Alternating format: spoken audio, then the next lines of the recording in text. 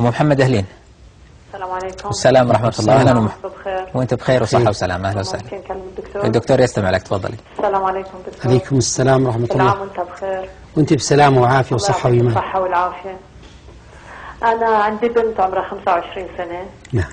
من فترة سنة تقريبا عملت رجيم حاد، وصرنا نقول لها يعني لا تسوي رجيم قوي عشان شعرك ما ينزل. فبعدين صار شعرها يتصاب، فصار طبيعي بعد أي رجيم. المشكلة إنه من العطلة الصيفية لهلا جايتها أزمة نفسية على شعرها، يعني بتضلها تبكي وتدعي على حالها بالموت. هلا هي على أبواب تخرج، يعني عندها الترم خلص تتخرج من الجامعة، وعندها ولد عمره 2.5 سنين. نعم. المشكلة إنه يعني تكلمنا معها بعدة أشياء إنه نقنعها، لا بالنهاية اقتنعت ولا بالعاطل اقتنعت، ما في غير قاعدة عم تبكي وبس، نفسيتها معقدة، حتى مش منتبهة لا لزوجها ولا لولدها. نعم. فهي طبيعتها انها حساسة. نعم. يعني من حتى لدرجة انه كانت اول شيء تخصص كيمياء 2 سنين، وبسبب دكتورة بالجامعة تركت التخصص وانتقلت تخصص ثاني وعادت من اول وجديد. فكيف نتعامل مع هذه النفسية؟ طيب زارت طبيب نفسي ولا شيء؟ لا والله ولا شيء، بس زارت دكتورة شعر وقالت لها يعني شعرك عادي، ما بهالتساقط اللي كثير. طبيعتها هي دقيقة جدا في أمور حياتها. كثير دقيقة وممتازة بدراستها، يعني من المتفوقات. جميل. بسيط. يعني حتى أيام الاختبارات احنا بنعيش بأزمة بنعيش. جميل. يعني بده كلمة تحفظ، وحدة بالجامعة كلمة بتحفظ. هذه يا أمي بنتك هذه مشكلتها ليست بالرجيم، مشكلة بنتك حتى قبل الزواج، المشكلة في شخصيتها. اسمعي شو اشرح لك فيها شوي. طبيعة شخصيتها ما تسمى الشخصية القلقة، تكلمناها عدة مرات. أيوة. هذه الشخصية تكون حساسة دقيقة مثالية. أيوة. وهذه البنت حقيقة أنا في نظري أن الله سبحانه وتعالى قدر لها زوج حنون وطيب وأليف مع مش لهالدرجة الزوج. أرجو أن ما يكون جزء من كفران العشير. لا والله مش كفران العشير، زوجها يعني واقعي صراحة، ما طبيعي من هالشباب. ينتقدها دائما؟ والله تعاون مع يوم شعره مسكين، حتى وديها دكتور، أنا قلت له ما تحتاج، قال لي لا عشان ريح راسي.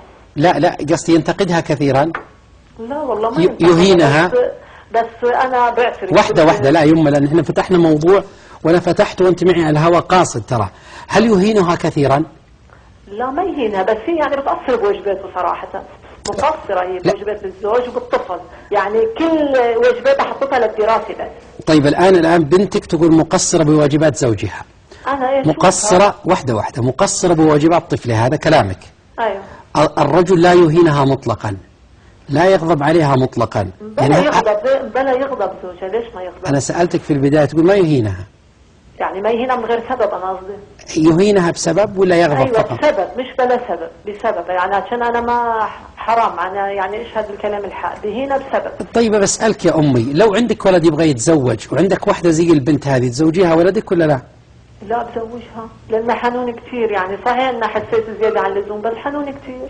طيب ولو عندك بنت ثانية وعندك زي الولد هذا وتقدم واحد زي الشخصية هذه، تزوجيها ولا لا؟ لا بزوجها، شو المشكلة؟ طيب زين. طيب بس أنا بدي الحل، لأنه أنا أعطيك الحل الحين. شكرا محمد. نرجع لأم سلمى. نخلص أم محمد شاك ما دامت حارة، ما دامت في الموضوع. طيب تفضل. أم محمد بنتها تعاني ما يسمى بالشخصية القلقة، وهذه شخصية حساسة دقيقة مثالية، وأعتقد زوجها متحملها لأنه يحبها كثيرا. لكن دائما عادة الأمهات وعادة البنات والله لا في شيء، إيش في الولد ما قدرنا نلقى عيب. يعني تكلمت معها قالت يغضب إذا أخطأ، طبيعي نغضب إذا أخطأوا، يعني ما لقت عليه عيب آخر. تماما. ما عند بنتها والله معليش بنتي مقصرة بحق زوجها، مقصرة بحق، وش بقي أجل زوجها قصر حق الزوج والطفل، وش بقي من مزايا؟ قالت هي حنونة بطبعها، جزء من بنيتها أنها حنونة، لكن ما رأى ذلك الرجل هذا الحنان، رأت الأم الحنان. لربما الأم رأت حبها لبنتها تسميه حنانا، لكن هذا الرجل ما رأى الحنان. يعني قد تكون بنت رائعة لكن ليس بالضرورة أن تكون زوجة رائعة. وحتى التفاوض على بنت رائعة، البنت هذه دقيقة جدا، وسواسية جدا، همامة جدا، حتى دراستها قلبتها من شيء إلى شيء، مشكلتها في شخصيتها من قبل الزواج، وهي تعاني من الشخصية القلقة الوسواسية هذه، لربما أصابها شيء من نفحات الكآبة، لكن إشكاليتها في طبعها الشخصية، وهذا الطبع جل قدرتها على التكيف والتعامل مع الضغوط أقل. هذه الحالة يجب أن تعالج بالجلسات النفسية، لا تحتاج دواء في هذه المرحلة، وهي حساسة لشكلها ومظهرها، حساسية كبيرة. طيب يعني أنت توصيها أنها تروح لازم تخضع لجلسات العلاج المعرفي والعلاج الاستبصاري لهذه ولا الحالة. تحتاج دواء؟ في المرحلة الراهنة لا أنصح بدواء، لكن فيما بعد ربما لو صارت مقاومة أو وجد بعض نفحات الكآبة لربما كان الدواء إضافة ضرورية لمثل هذه الحالة.